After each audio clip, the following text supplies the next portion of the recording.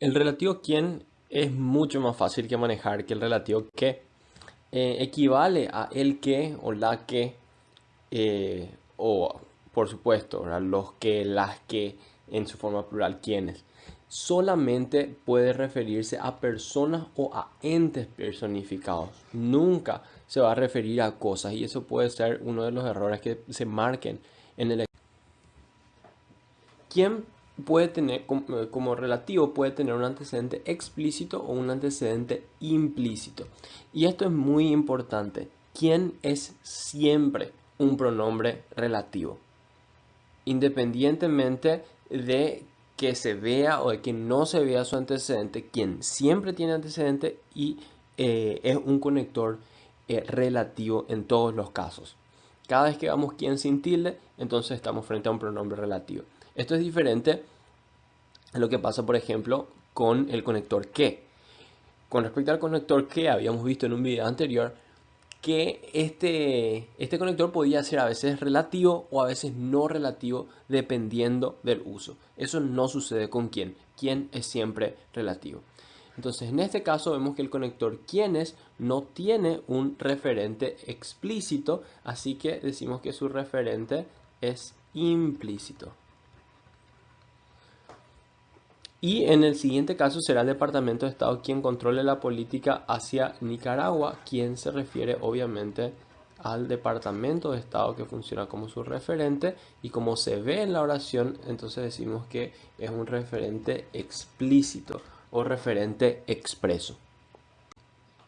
Probablemente lo más importante con respecto al conector quien es que no puede introducir oraciones especificativas. Como un breve repaso, ¿qué son las oraciones especificativas? Las oraciones especificativas son un tipo de oraciones compuestas, que son las que tienen más de un verbo conjugado. En esta construcción vemos que tenemos el verbo tengan y el verbo pasarán.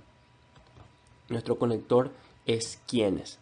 En este caso, el verbo que está, como los dos verbos están a la derecha, el que está más cerca es el verbo de la oración subordinada y el que está más lejos es el verbo de la oración principal. La oración, quienes tengan billete, depende de la oración principal y por lo tanto esta es una oración subordinada. Como esta oración subordinada tiene el conector quienes, que es un conector relativo, entonces decimos que es una oración subordinada adjetiva o una oración subordinada de relativo, que es la misma cosa. Ahora, esta oración está modificando a un sustantivo, que es viajeros, y lo hace sin utilizar comas.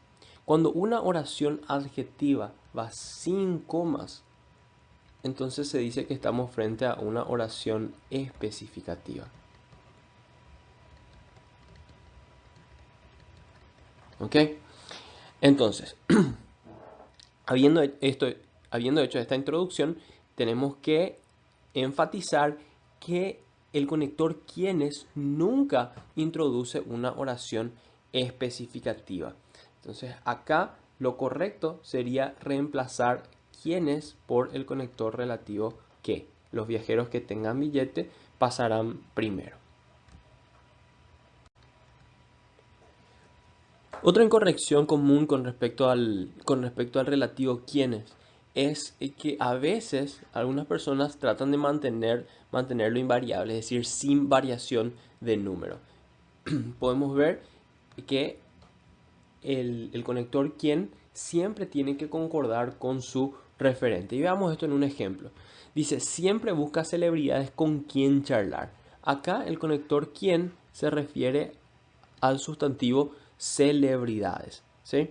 Como celebridades es un sustantivo plural, entonces quien también tiene que ir en plural. Y lo correcto hubiese sido decir, siempre busca celebridades con quienes charlar. Así termina este video. No olviden suscribirse al canal de YouTube para ver los demás videos. Cualquier consulta, cualquier información que necesiten pueden contactarme en Twitter o suscribirse al grupo de Facebook.